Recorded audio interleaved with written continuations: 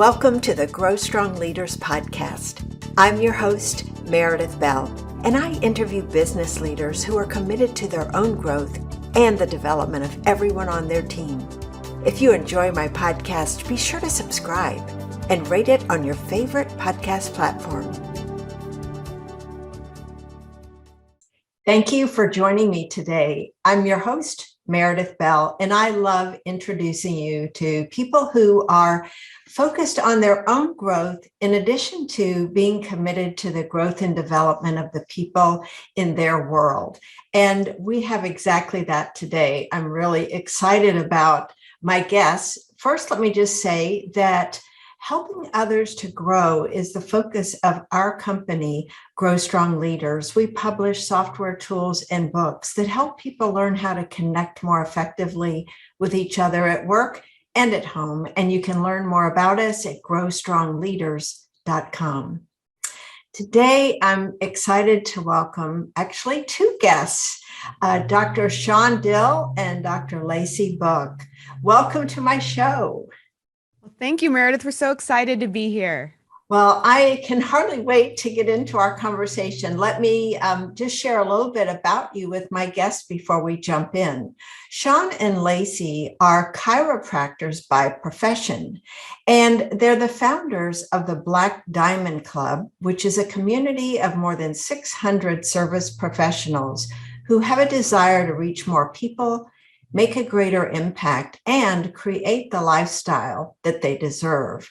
And so now, rather than being practicing chiropractors, they are helping other service professionals to achieve success. And their work is driven by some areas that I'm personally passionate about as well: relationships, collaboration, and their mission, where health and success are known as fundamental truths rather than fundamental pursuits. And we'll get into what your mission statement means to you and as part of our conversation today.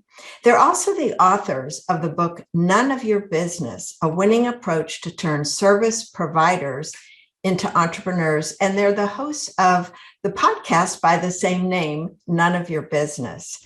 So, Shawn and Lacey, let's start by having you tell us a little bit about your journey from being practitioners and having your own practices in as chiropractors, and now you're focused on building this wonderful community of service professionals. Yeah, it started way back in 2009 when we actually had a chiropractic office in the Bay Area in California. And our model was very unique when it comes to the chiropractic profession. And because the model was so unique, it ended up attracting a lot of people that wanted to practice and run their business the way that we did. And from there, we actually started a chiropractic franchise. We've always kind of been big believers that you need to look into other industries and other professions to see what's really working when it comes to marketing and sales, and figure out how to apply those into your own industry and profession. So it looked like we were out of the box thinkers, but we were just really translating other things that worked into what we did. And because of that, that's where we got started into this thing called the Black Diamond Club, because we realized very quickly these fundamentals in business that work really well in chiropractic can work and translate across any service industry. So people were like, what are you doing? And that's what started the journey. And we began teaching others these strategies and helping them grow their businesses and make an even bigger impact in their communities. That's great. And so one of the things I love about what we're going to be talking about today, because my podcast is all about growing strong leaders. And one of the things I've been able to tell, in learning more about you and what you do, is you've been driven yourselves to be, to grow and develop and learn. And now you are excited about sharing a lot of your own growth with other people. And it's tapped into through your mission statement that I read first of all, but I want to read it again because I would love for you to go a little deeper about where did that come from? Health and success are known as fundamental truths rather than fundamental pursuits. What's the distinction you're making there between truths and pursuits? Yeah, well, I think that most people, when it comes to health, first of all, because we are chiropractors, believe that we get sick, like we acquire sickness. Like when people say that, like, oh, I have diabetes. And I would say, well, great. Well, then just give it to me, hand it to me, and then we'll get rid of it. Put it in the trash and we'll be done with that. But we don't actually have these sicknesses and diseases. What happens is our bodies are made, the default setting for our health is to be healthy. Our bodies are made perfectly. And what happens is then we get interference with our body's ability to regulate, to heal. And these interferences then cause us to eventually end up being sick. The same thing happens with success. And I think that a lot of people think that their default setting is lack, is poverty. And really, the default setting for all of humanity is abundance, joy, happiness, gratitude. But then there's all of these things that start to play on and interfere with our default settings. So really, for people trying to pursue success, really what it's all about is clearing the interference, more so than some new marketing funnel or some new coach or some outside thing. And the same thing with health. When you are sick, the road to recovery, the road to health is clearing the interference, more so than some pill, potion, lotion, doctor, something that will magically make you healthy. There's nothing that will magically make you healthy, and there's nothing that will magically make you successful. The key to both of those is to clear the interference and allow your internal default setting to shine through. Love that. Love that. And as I was listening to you, I was thinking of a friend who has a habit of saying, I'm trying to get a cold. Trying to get a cold. I said, well, stop trying. Stop trying. Just don't do it. And it just made me think of our language is so important. And we don't often think about what meaning are we really conveying with these words that we're saying. And I love that phrase you used about, clearing the interference. And I know a lot of your work with clients is around mindset. And so, of course, that is a key area of interference, because I agree 100% with what you were saying there, Shawn, about we are wired for one way of being, but then we get exposed to so much as we're growing up in our families and our environment. And so I would love for you to talk a little bit about some of the limiting beliefs or mindsets that people who join your community, come in with. And what are some of those common ones? Because I bet they're common to many of my listeners as well. So I'd love for you to identify what those are. And then what are some of the things that you do? What are some strategies or tips that you could share that might help my listeners think differently about their beliefs around some of these topics? I think there's two major limiting beliefs that people struggle with. Number one, and everybody's probably already thinking it's their belief system around money, right? And I think that everybody has a unique relationship when it comes to money. Some naturally have a more abundant mindset. Maybe it was the way that they grew up, the things that they were told, the experiences they had in life. But majority of us really struggle in that kind of lack mentality. And not just the lack mentality of what is out there and what's available to us, but also what we're worth. And it comes twofold. And so I think that the biggest struggle when it comes to mindset is, what do I deserve and how much of it can be mine? And we have just noticed that when people are building businesses, it's really easy to go back into this kind of negative thought process of, I don't know if there'll be enough clients for me out there. I don't know if enough people will pay my prices. I don't know if I'll get to be able to hit my goals. And it's just because of this old narrative that's deeply ingrained in us. And so for me, this is actually my life experience. I mean, I grew up in a family that didn't have a lot of money. I worked since the day I was 14 years old, so that I could generate extra money. And I've never not had a job. And so for me, I really struggled with the idea that there was abundance all around us and that everybody on the planet could be wealthy and that you could wake up in the morning and just decide to attract wealth into your life by creating something to attract it. I thought that was the craziest stuff I ever heard on the planet. I thought you work an hour and you get paid a certain amount. It was an equal exchange. So I did a lot of work on this. And for me, one of the biggest things was learning how to disrupt the narrative, the negative self-talk. And I'm sure, Meredith, a lot of people talk about when you wake up in the morning, you like wake up and you get positive and you say all of your affirmations so that you can get yourself into that state. But what happens when you have a really negative mindset about something? Does making yourself positive in the morning make sure and ensure that it's not there the rest of the day? But no, that creeps right back in around noon or 1 o'clock and you're back in that zone. And so what I did is I realized I had to disrupt the narrative as much as possible. So I created something that I just called the abundance timer because I needed to think more abundantly. And this can work for any self-limiting belief that you have. I literally would just take my phone. I would have my alarm go off every hour and I would write the word abundance on that alarm.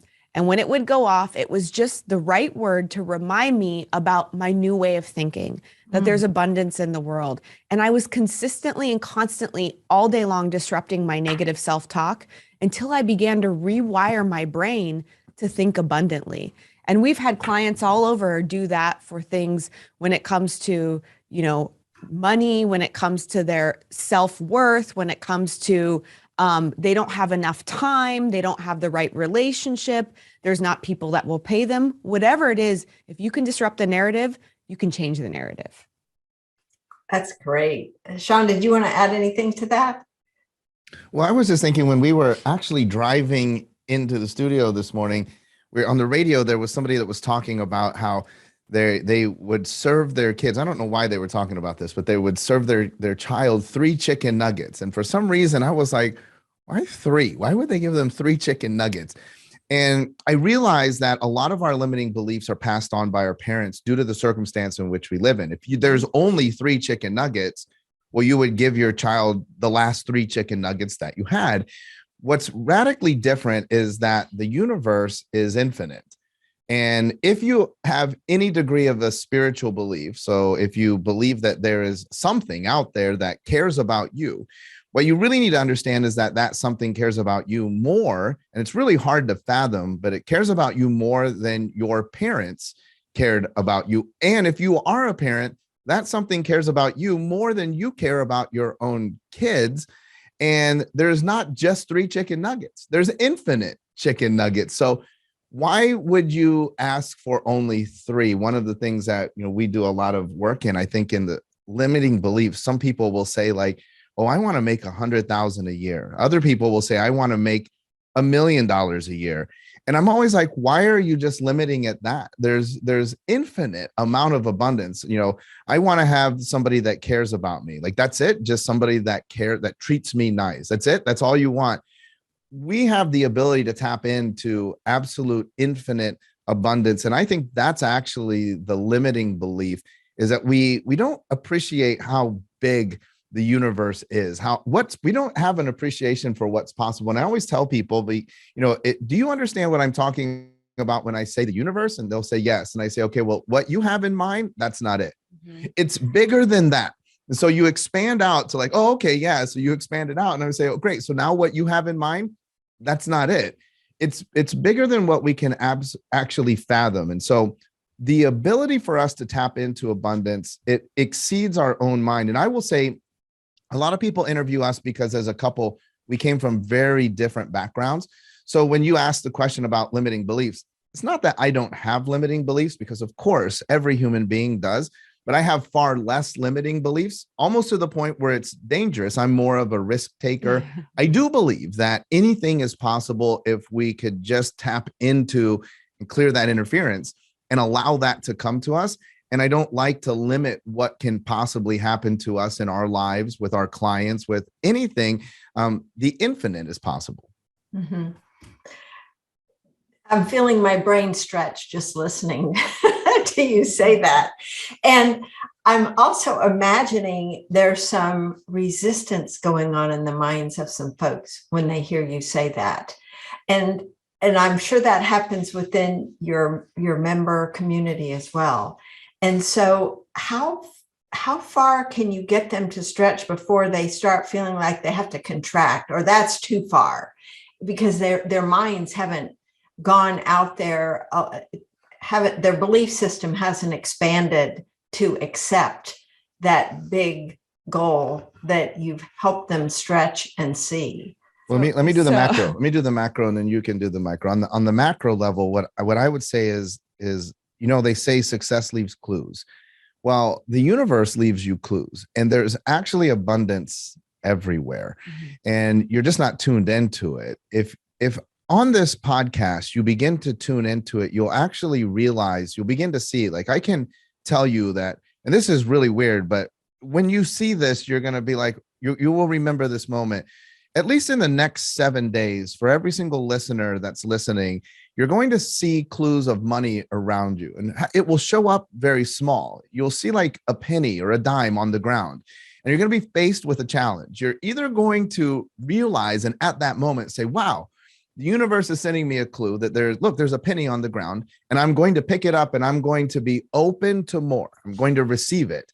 Then you will begin to see it will scale up. And Lacey can talk to you about some exercises and ways that we can really hone that in.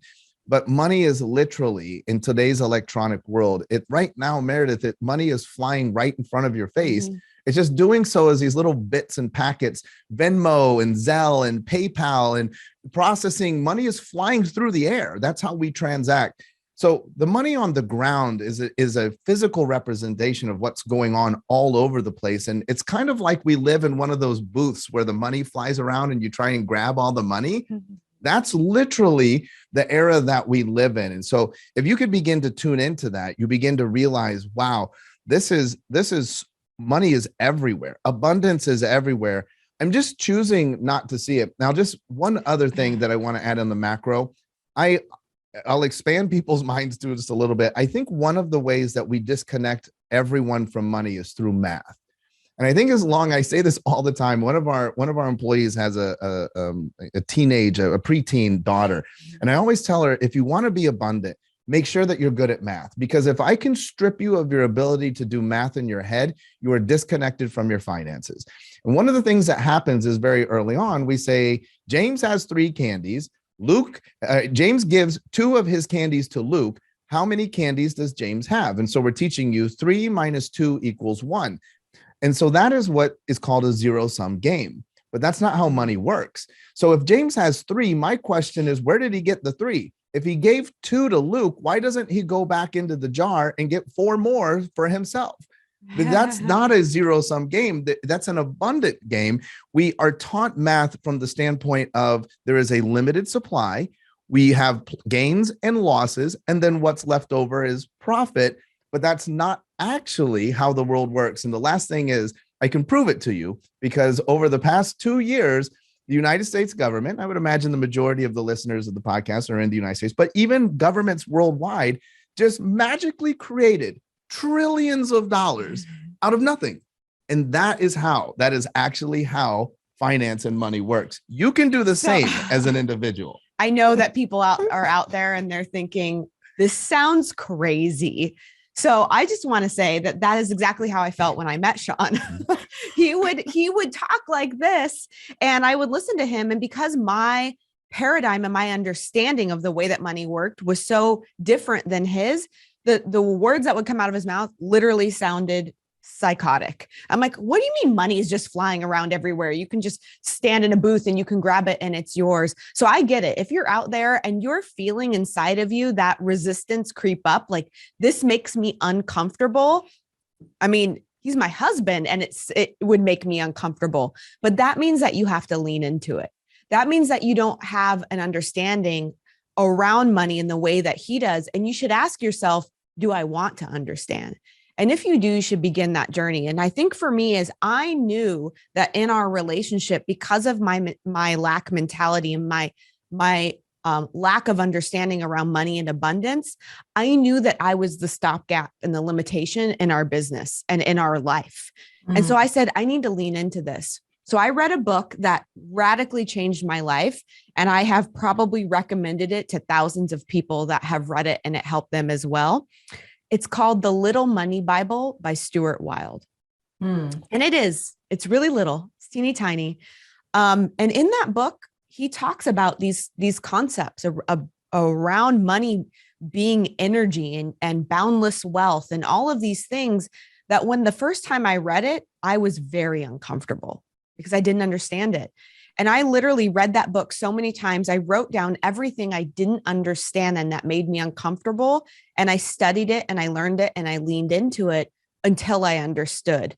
The best way to get yourself is not just your understanding of math, but your deepened understanding around asking questions around things that you just don't get. And by doing that, you can begin to reframe what's possible for you.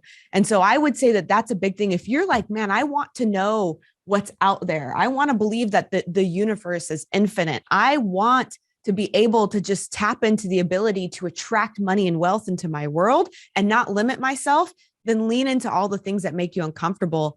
Ask more questions, get more curious, read more books, and you'll be surprised at how slowly, because it's not quick, because that makes most people uncomfortable, but slowly you can begin to shift that mentality around money. Mm-hmm. Wow, so many great nuggets in there. And one thing I really want to emphasize, this idea of not just reading a book, but seeking to understand what the real message is. I think of Bob Proctor, who was always big on, studying this. Yeah, you've read it, but so what? Have you really studied it and internalized it? And that's what it sounds like you're really focused on there. Thank you. That is really, really helpful. Another, I think, limiting belief sometimes is around relationships. And I love the fact that you focus on relationships as the number one thing that you mention that's important to you. And you use the term relationship capital too. So I would really like to hear you talk about, why are relationships number one for you? I happen to share that same value. I'm just very curious about your perspective. And then what is the relationship capital? How's that working? Well, I think coming off of that discussion of money is super appropriate because money, fiat currency, has a value only because we say it does, right? So that's how we are able to create infinite money, because the government says this is worth 100, this is worth 20, but it's printed on the exact same thing. And 2 years ago, going into the pandemic, I realized that things were going to radically shift economically in the world. And we began to advise our clients to have an understanding that the single most valuable currency that was going to exist now coming out of the pandemic was relational capital. One very sort of popular question that people ask on a podcast is, Shawn and Lacey, if you lost everything, like, what would you do? How do you start back? And I always tell people, well, you could take everything from me, but please don't take my phone. And not because I'm addicted to my phone, but because my phone has all of the contacts, the names and numbers and emails of people, which is the most valuable currency that exists in the world. We can get back into any game. We can leverage deals. We can create influence. We can do anything through strong relationships. And I think that oftentimes people value currency, the pursuit of money, over the pursuit of relationships. Deep, strong relationships is what you can leverage to create capital. That's why we call it relationship capital. The single most valuable currency that exists in the world today is your Rolodex, your relationship, deep, valuable relationships with other people. At the same time, the mark of a truly successful individual is the ability to maintain two seemingly opposing ideas simultaneously in one's mind. So let me also tell you that one of our mentors really instilled in us this sort of catchphrase of doing fewer better things with fewer better people.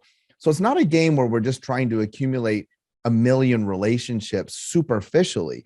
We want fewer, deeper relationships with fewer, better people so that we can do fewer, better things. We're not trying to open an ice cream stand we're trying to do fewer, better things with a fewer, better group of people. But the way that we arrive at that fewer, better is by putting ourselves out working, like we would work for money, working for relationships. The best tip that I can give the listeners that I have applied in my own life is try to reach and meet on a deeper level, not on a deep soul type level, but a deeper level, one new person every day. And meeting them and having a conversation with the objective, the sole objective of you finding out how you can help them.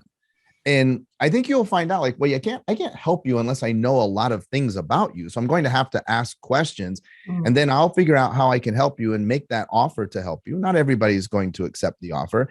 And that's it. There's nothing else attached to it. Just, hey, I want to meet somebody every day and provide some degree of help to them every day. And if I do that, I will be on that path to creating the fewer, better relationships. Again, not everybody is going to make it past that one phone call, but some of them will. And as you develop that relational capital, that's how you then leverage. Leverage helps you to get to your destination faster. Other people have paid the dummy tax. Other people have wisdom, mentorship, and even coaching that can help you to get to your destination quicker. That's the most valuable commodity, currency, asset that you can possess in my book. That's great. And I'm in 100% agreement. When I connect with someone new, my focus is exactly what you just said. How can I be of help to you? I'm not looking to sell anything or, trying to get them to do anything. It's being of service first. So I love that approach. Lacey, how do you apply that in forming relationships? Yeah, I think the biggest thing is an understanding that relationships are a little bit like a bank, right? Like you want to invest your time, energy, your money into them. And when you invest into something, what do you expect when you make an investment? You expect an ROI. But here's the thing about relationships. It doesn't mean that you're directly going to get an ROI from that person that you've been investing time with, right? Or money with, or connections with, or gifts or dinners or lunches. That when you make an investment into your relationships, that you're going to get an ROI from the universe in some way, shape, or form. And I think for me, applying that concept has really been helpful because most people that I meet, they're looking for a one-on-one exchange, right? They're like, well, Meredith, if I meet you and I'm investing all this time, energy, and money into you, I expect that at some time our relationship will pay off. That's not truly being in service of somebody. That's not truly wanting to help somebody. So I like to think I'm just going to put all my goodwill coins in the bank, all my relationship investment, and in some way I'm going to get paid back. And I don't care how it gets returned to me. I want to build my relationships, help others. I want to connect them. I want to deepen those relationships because I know that I will be taken care of if I take care of people first. And that's just how I've applied every relationship that I go into that I want to get in further connection with. That just resonates 100% with me and my own experience. And just thinking about what is the attitude that I bring to a conversation? Who am I being in the moment with this person? Because I think people can sense if you are kind of waiting and anticipating an opportunity to ask for something or get something. And they can equally feel when you come to them, just as you have both described, in that spirit of service. They can feel that. And it has everything to do with how the conversation goes, I think. And 100%. Absolutely. Yeah. And one other thing I would just say is if you are being in a relationship with people, just show up consistently. I can't tell you how many times I have thought I had deep relationships with people and they just fall away. If you really value somebody and you value the relationship, showing up consistently is more than 99% of the rest of the world does. And so if you can do that, man, that goes so far. Yes. And this ties into another topic I wanted to cover with you, because I noticed in your book, you have a whole chapter on rejection. And so when you are recommending, people step out and take a risk or reach out to someone, there's always the possibility of hearing no. And so I would love to hear more about how you define rejection, first of all, and then what kind of a mindset does someone have so they don't see rejection as personal or about them personally. Well, I think about people that have worked in the food service industry, or if you've ever been to a restaurant. Let's say that I had a glass of iced tea, and I drank my glass of iced tea, and the server came by and they said, "Hey, Shawn, would you like some more iced tea?" And I said, "Oh, no, I'm fine." They don't go in the back and cry and say, "I can't believe it. This guy," I'm not asking anybody else for the rest of the day if they want iced tea. How rude. This guy said no.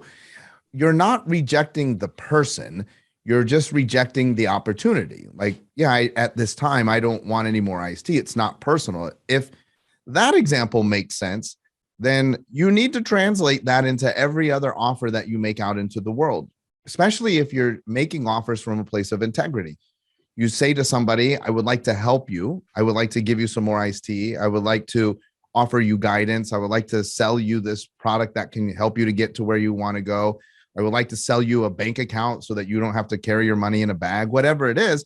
They may say no, like, "Oh, I don't want that," but they're not rejecting you. They're just rejecting the opportunity. The other thing that I learned, I found very interesting, I learned this when I was very young, is when I was at Indiana University, there would be these guys, and I think everybody has seen these like street pastors.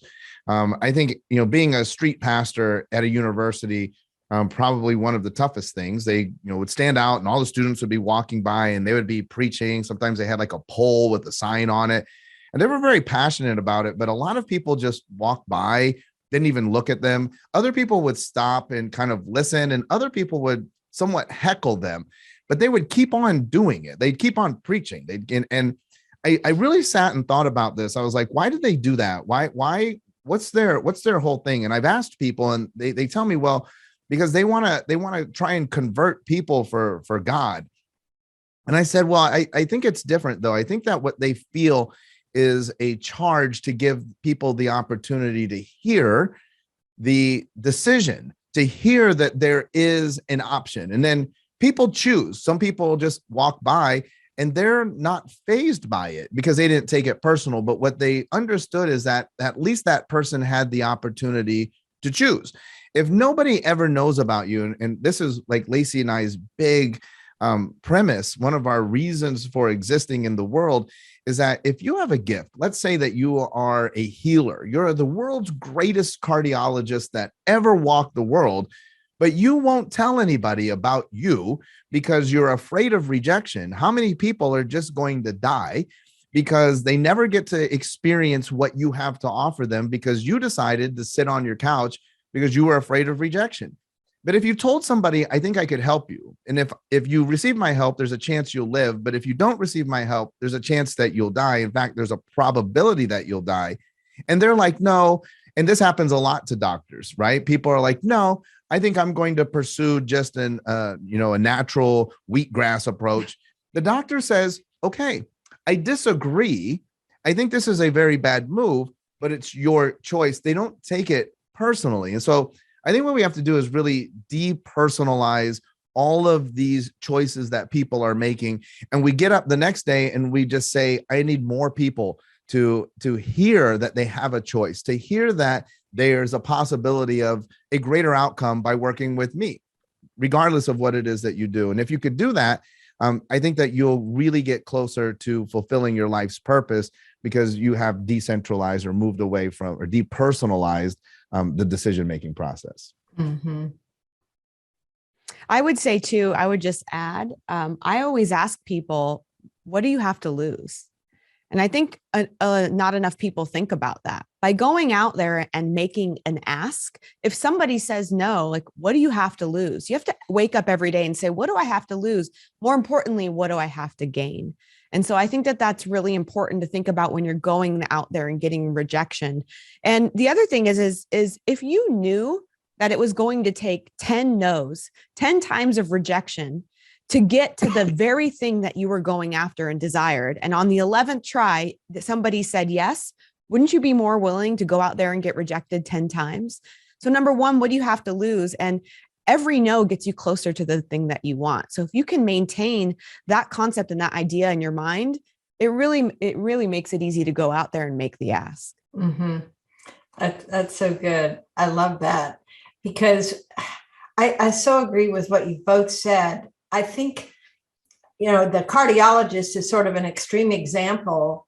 I think of most of us that are in business where our product isn't going to, help someone live or die, but it can certainly benefit them and make their lives better.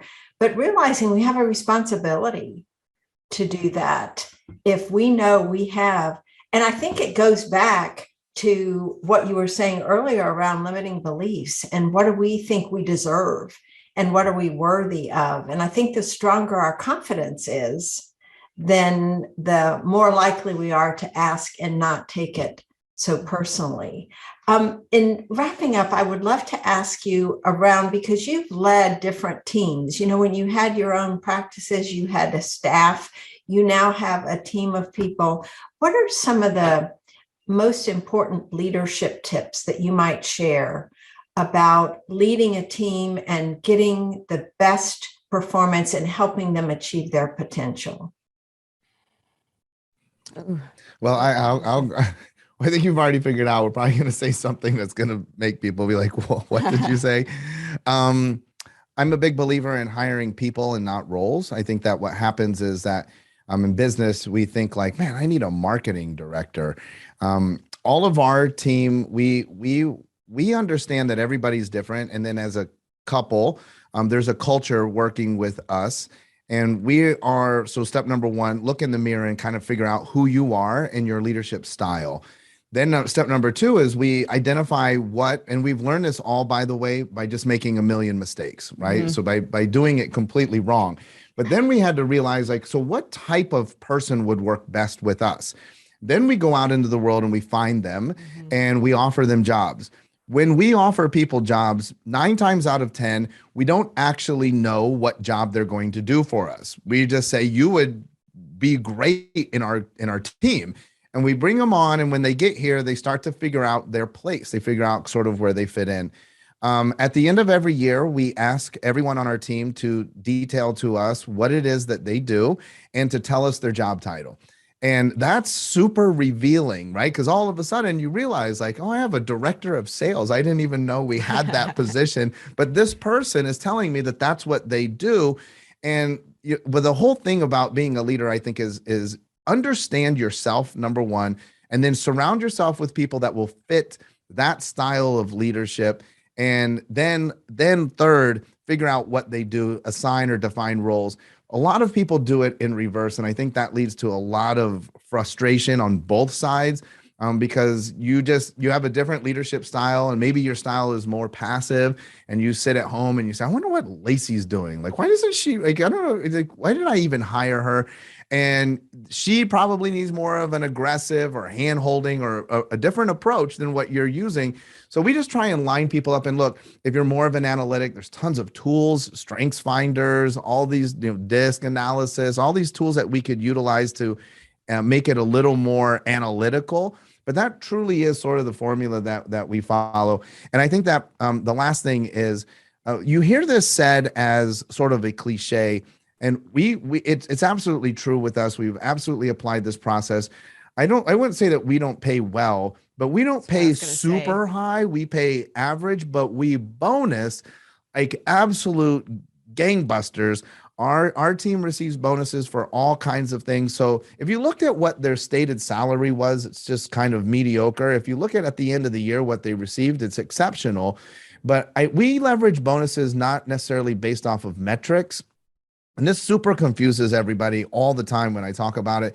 We use bonuses around behaviors that will drive our business and drive our we success. Bonus habits, We not bonus just habits goals versus metrics. Like, Yeah. if we can collect X, everybody gets a bonus. We bonus the habit that we know it will allow them to get there. Yes. And so that's what I would say. And it because of that, it is a challenge. I would tell most people listening, it's a challenge to work in our environment. It's a high-paced, high-pressure environment. At the end of the day, it ends up paying very well. At the end of the day, we do a lot of really, really cool stuff, but we know that in advance. We know what will work for us in the asset that we're looking for. And I was going to say that exact same thing, because that's the biggest lesson we've learned. But the other thing that we've learned is that we also pay our team for advice. And I think a lot of leaders and a lot of entrepreneurs, they feel like they have to come up with all the ideas, or that they are the ones that are, leading the ship. Well, if I hire you and you're really, really good at your job and you're actually better at that component of it than I am, I'm going to pay you for advice. And here's the most important thing is you have to listen, right? You have to listen to what they have to say. And that creates a really powerful team and a way for you to move your business forward. And by combining all of that, getting advice from your team, bonusing them like crazy on the habits that lead to the performance, and hiring the right people, you'll have a super all-star team to take you to the next level. What a powerful way to wrap up, because as I was listening to both of you, I thought that really does turn things upside down. We often think we got to get the job description down perfectly to make sure we match the right person. And because we've done that, I know, ourselves, but you're so right. You can teach some of those skills if you have the right people. And my guess is you are both very committed to looking for and bringing on board people who have that learner mindset, growth mindset, that believe they can learn and are wanting to grow and learn and look for opportunities. So as they develop on your team, they can expand into other roles that you'd never even thought of. I love your approach. I think YouTube has been the greatest thing to happen for learners, right? Yeah. You can learn anything on YouTube. Absolutely. Mm-hmm. Well, and I just think that it reinforces going back, to your mission statement and all the things of who you are and what you're looking to do in the world. Having a team of people who have that shared commitment and are excited about going with you. And I love the fact that you mentioned that you bonus on behaviors, because too often we get hung up on, did you reach that goal, that target? And if you didn't, you feel you get punished. Whereas and I know too, that if you can get people in the habit of performing certain behaviors, the results are going to come. Absolutely. Because you know what behaviors matter. Oh, we could talk for another hour. I've loved this conversation. Thank you both so much for all the specific ideas you shared, the macro and the micro. It was just wonderful. And I just want to say to both Lacey and Shawn, thank you for who you are in the world, for who you show up to be, for your clients, for your team, for yourselves. And I just am grateful that you are such a big part of bringing positive beliefs and positive actions in the world. Thank you, Meredith. Thanks for tuning into my podcast. Now head over to growstrongleaders.com and check out our 2 books, Connect with Your Team and Peer Coaching Made Simple. While you're there, download the free facilitator guide to find out how to implement our unique peer coaching system. Until next time,